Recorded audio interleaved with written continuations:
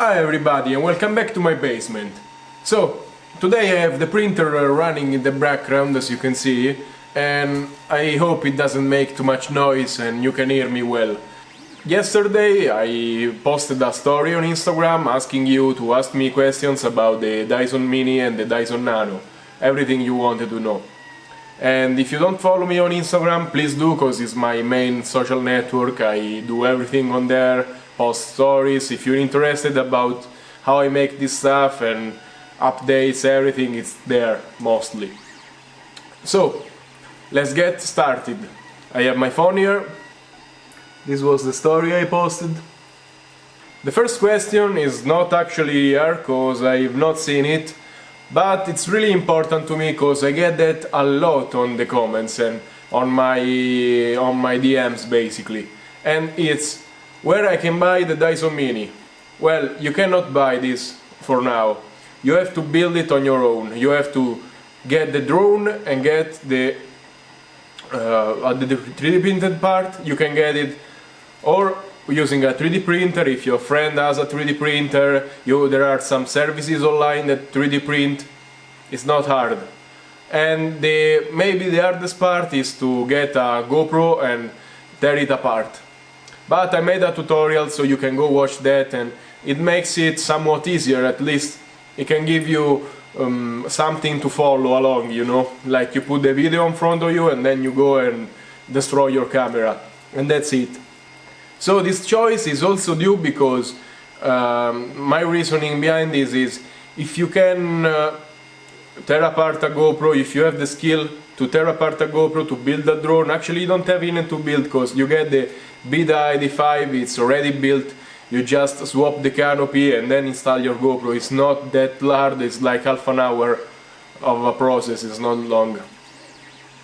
But you need the skill and you need the confidence to do that, because these drones are not DJIs, they are gonna crash, and you need to have the skill set to keep them working, you know. Otherwise I can sell you the drone, but then you go, you fly and you destroy it, and that is not good, you know. You have to know how to do it. If you wanna start FPV, I'm doing a video on how to start FPV, because I don't suggest starting with these drones. I suggest you go and start with, you know, the drone without the GoPro is already good. You can fly it and you can bash it around. It's a really nice option. These whoops are amazing to learn to fly. Okay, also I'm making a tutorial on how to 3D print. So for people that want to 3D print their own frames or they want to get started, I want to make a really easy 3D printing tutorial. Now, with the questions. I am sorry if I'm gonna butcher some names, but hey, I'm Italian, speaking in English and reading some foreigners' names. I guess you can excuse me. Bosmer Brothers Landscaping asks, who is your favorite board game? Well, that's a weird question for the Dyson Mini, but I've played a year basically in Pathfinder, which is like Dungeons and Dragons kind of stuff. It was 5 years ago actually, even more, 6 years, damn, time passes. Masaki Bomb asks, how do they compare to regular drones? They are better in a way, because I am used to having a 5-inch, I had a 3-inch Cinewhoop, and you know, you fly them, you go in a field, you fly them, you sometimes want to fly in the city, but it doesn't give you that good feeling when you fly around people or around cars or around stuff, because you know if you crash it, you're gonna break something, you're gonna hurt someone, and you don't do it. Actually, it's not even legal to do it.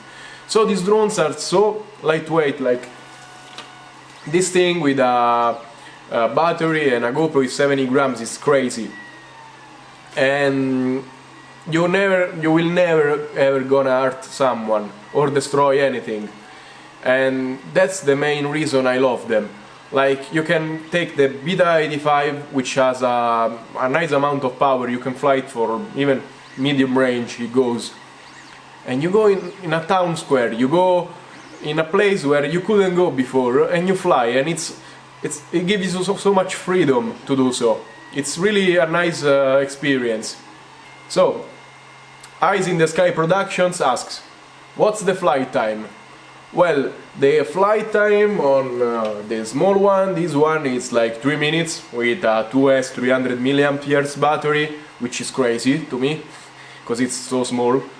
And the other one, the BID5X4S, with a 4S 450, the one they give you with it, it does, I got it to 5 minutes 40 seconds, which is crazy again.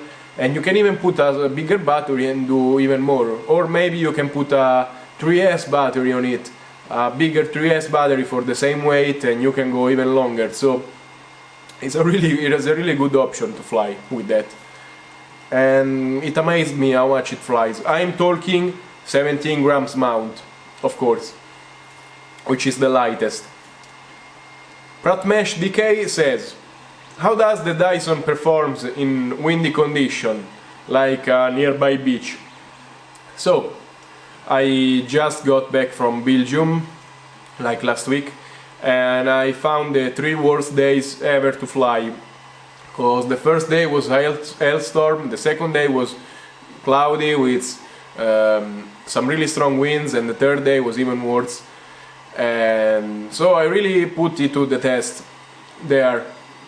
And I gotta say I'm impressed, because the wind was like, as I said, 20 to 40 kilometers per hour, and I went high sometimes. Of course I waited till it was doable, because if you really can, it was pushing me sometimes, the wind, it was so crazy.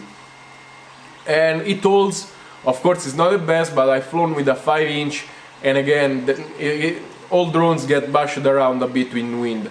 And this thing holds it, you can definitely fly it in wind. Of course, with no wind it flies much better. Floxer says, which one is the better option? What are the advantages of each? So, in my opinion, the 85X is the most versatile of them all. Like, I'm building a 3-inch now to go fast. I have the 75 here. But the 85 has that sweet spot where you can fly indoors safely, it's really good.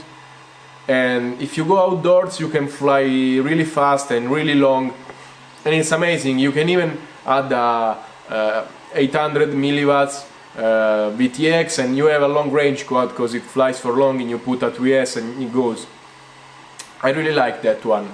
For indoors though, if you have to shoot only indoors, get this one, because this one is so precise indoors and it's so slow. It's like a regular Cinewhoop, but so small. And of course I'm building the 3-inch because I wanna do some acro moves, some really strong acro moves, and I cannot do them with the Beta85X. It has power, but it's kind of sketchy doing dives and stuff. Jandr FPV says, do you fit a stripped down GoPro on that? Yes, this uses a stripped down GoPro Hero 6. Use only the 6 because everybody asks if they can use other cameras. For now only 6 is compatible, maybe the 8, but the mount I don't know if it fits, because I don't have a 8 and I never tore it apart. The other cameras have an issue with ReelSteady. I mean, you can use a GoPro Hero 7 with Hypersmooth, but it's not worth it, my opinion, because ReelSteady is so much better. Oh, as always, if you check in the description you will find a discount code for ReelSteady. Birds That Fly 88 says, best battery capacity to use with each setup. So, with the 85 I like the 450 4S battery because it's the one they give you, it's good, it flies, it's light, it's the best compromise between everything. And here I'm limited to the 2S battery of 300 milliamperes. I want to go 3S with this. I'm gonna replace the board and use a 300 3S battery and keep it light because it's already small. Tripomots asks, tell us how you handle wind on those flights. You go high as a 5-inch, like the ones in Belgium. So, of course you have to prepare mentally that there is gonna be wind when you go beyond the building level. So, there are buildings, it's a bit covered, but as you go up, there's gonna be wind crossing you. So you gotta be prepared, you gotta know where it's it's blowing basically, so you can move your stick and contrast the wind. And that's it basically.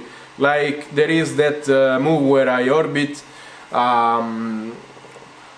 a tip of a building, I don't know how like a clock tower, I don't remember what it was.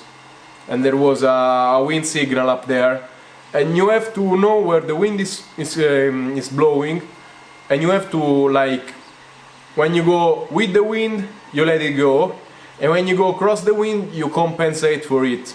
And that's it. It's a bit harder than doing a regular orbit, but as you do it you're gonna figure out how to keep the same distance. I mean, you have a reference, so it's not hard to keep the same distance from it. And the 85 again, with 4S, it can handle wind really nicely. Sauvage FPV asks, what is the best type to power the 33 grams version? So I will say go 85X, cause the 4S one, I have a friend who has one and it does 4 minutes of flight, he carries it no problem, and that's the best. Don't go with the small one, cause it's not gonna have much power. You don't wanna strain your motor, strain your battery, is not good. The 85 holds it, and of course if you go lighter it's better, but it holds it. Harold James Official asks, can I use Cinecan parts?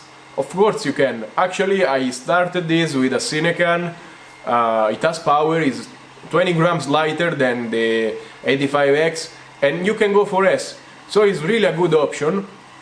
It's even more silent, but I won't push it really hard with the acro moves. Other than that, it's amazing. It's a bit trickier to build, because the solder pads are really small and they strip like crazy. I actually destroyed 2 boards doing that. So yeah, it's great once you build it, but if you have to build it, you have to be really careful with it. Ross FPV asks, how practical is the 17 grams version compared to the 33 grams? Well, I figured that the 33 would be better because you have a screen and you can change settings, but really I don't care anymore. I use my phone when I have to change settings. I only change them between 25 to 60 to 50 and to 120 sometimes, and that's it. And I don't even need the screen. I see the lights blinking behind. I never lost a shot in my flights, and go strip it, go 17 grams is much better. It's lighter and longer flight times. I like it better. Javi Rondo asks, why a Dyson Mini and not a 3-inch? I am building the 3-inch version right now, but I'm gonna maybe review it because I don't like it's big. I mean, it's super powerful, but I wanna something that looks like a toy, because ultimately when you go around and fly in public places you want them to look like toys. You don't wanna scare people, and this thing rips. So let's see where this brings me. Okay FPV asks, how do you have the gut to take a GoPro apart like that? Dyson is definitely my next build, if not Squirt.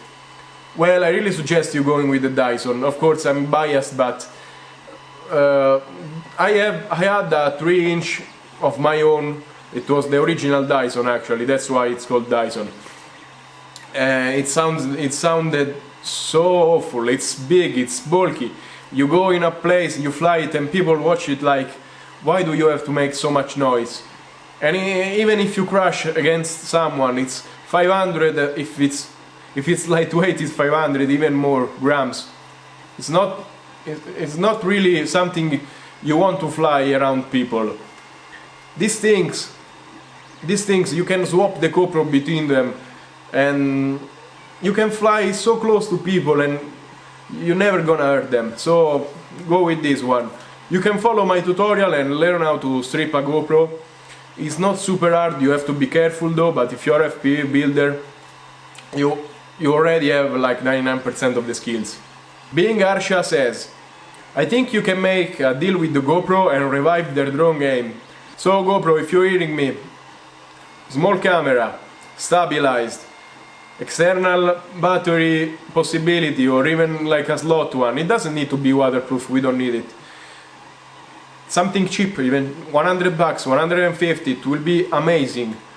And we don't need a screen, we don't need anything. Like, give us a Wi-Fi and that will be lit. Like, people are gonna buy that like crazy, even for strap mounting to them or anything. Much better than your big and bulky Hero 8.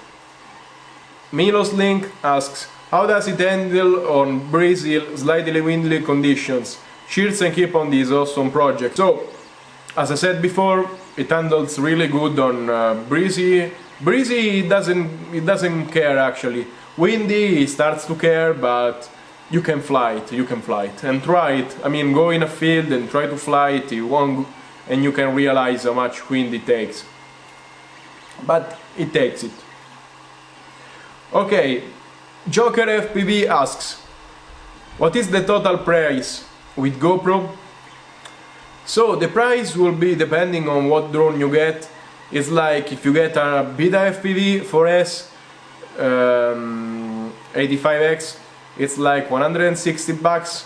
Then you gotta have a 3D printed mount. If you have a 3D printer and TPU, it's what, 50 bucks, 50 cents. And then the GoPro. Well, the GoPro you have to source your own one. You can get it used. I got 2 GoPros used. One for 100 bucks, the other one for 150 bucks. And so it's like, give it 300 bucks for a Dyson Mini. Not that bad. And once you have a GoPro, you can swap it between builds and have an ecosystem of small builds that use the same stripped GoPro, so the GoPro you really buy it once. Chris 972 asks, je n'arrivais pas à fixer l'objectif. Il n'y a pas de vidéo que le montre. Well, I don't speak French really, I'm gonna translate it. I guess it's like I wasn't able to fix the lens.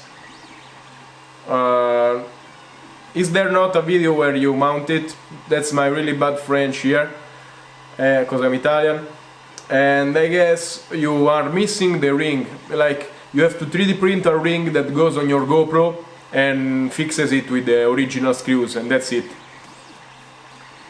So, that's it for today. I hope I answered all your questions.